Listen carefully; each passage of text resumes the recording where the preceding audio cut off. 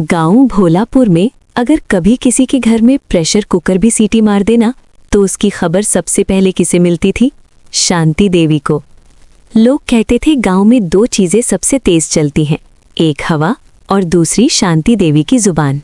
एक दिन दोपहर में शांति देवी अपने आंगन में थी, तभी वहां उसकी खास सहेली कमला आ गई। अरे शांति, आज कोई ताज़ा खबर? शांति ने इधर उधर देखा, फिर आवाज धीमी की। अरे बहन, मैं तो कुछ नहीं कहती, लेकिन सामने वाली रीमा ना, कुछ तो गड़बड़ है। कमला की आंखें बड़ी हो गई। अरे क्या हुआ? सुबह मैंने अपनी आंखों से देखा, वो फोन पर किसी से हंस हंस कर बातें कर रही थी। अरे हो सकता है अपनी माँ से बात कर रही हो। अरे बहन, अपनी माँ से बात करते हुए कोई इतना शर्माता है क्या? और सुन, कल मैंने देखा उसकी सास अकेली बर्तन मांज रही थी। बस यही तो कह रही हूँ मैं, ऊपर से सीधी बनती है। अब दोनों की चुगली की गाड़ी फुल स्पीड में थी। और पता है, उसकी साड़ी भी नहीं थी, जरूर मायके से कुछ छुपा कर लाई होगी। सच में? अरे ये तो बड़ी चालाक निकली। शांति और कमला जिस लड़की की बातें कर रही थी वो थी रीमा। रीमा की अभी अभी शादी हुई थी, हाथों की मेहंदी अभी हल्की हल्की दिखाई दे रही थी। वो अपने पति और अपनी सास के साथ उसी गली में रहती थी और यही बात शांति देवी को हजम नहीं हो रही थी। एक दिन दोपहर का समय था, गली में हल्की हल्की धूप फैली थी। रीमा सब्जी लेने गई हुई थी, घर में उसकी सास अकेली थी। आंगन में सन्नाटा था, तभी गेट पर दस्तक हुई। ठक ठक। कौन? बाहर से मीठी आवाज। अरे बहन जी, मैं शांति, दरवाजा खोलिए ना।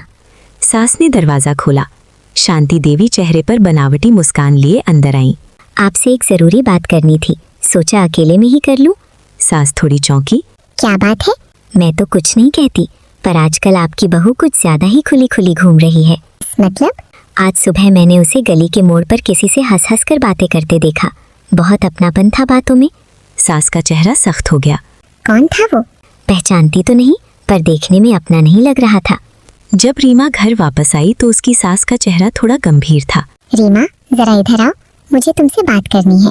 रीमा समझ गई कुछ हुआ है। अभी शांति आई थी, कह रही थी कि तुम किसी लड़के से हंस हंस कर बातें कर रही थी और तुम्हें ये घर पसंद नहीं।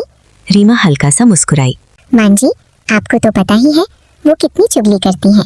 आधी बात सुनती हैं, दोगुनी बनाकर फैलाती हैं। हाँ, ये तो मुझे भी पता है, पर अगर हम चुप रहें तो वो कभी नहीं सुधरेगी। तो फिर मान जी, अब उन्हें समझाना पड़ेगा कि चुगली क्या होती है। दोनों ने मिलकर एक छोटा सा प्लान बनाया। अगले दिन रीमा जानबूझकर गली में कमला के पास गई। कमला आंटी, मैं तो कुछ नहीं कहती, लेकिन शांति आंटी के घर में रोज झगड़ा होता है ना?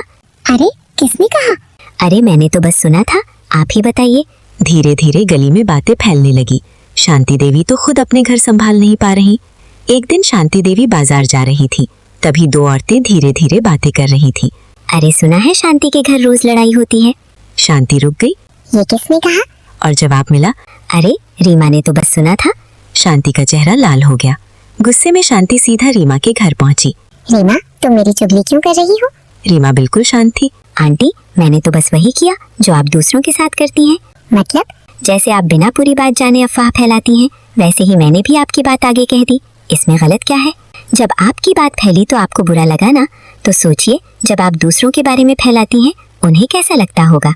पहली बार शांति देवी के पास कोई जवाब नहीं था। उनकी आवाज धीमी हो गई। मुझसे गलती हो गई, मैंने कभी सोचा ही नहीं। उस दिन के बाद शांति देवी ने अपनी आदत बदलने की कोशिश की। अब वो जब भी बोलती तो पहले सोचती, और गली में पहली बार सन्नाटा नहीं बल्कि शांति थी।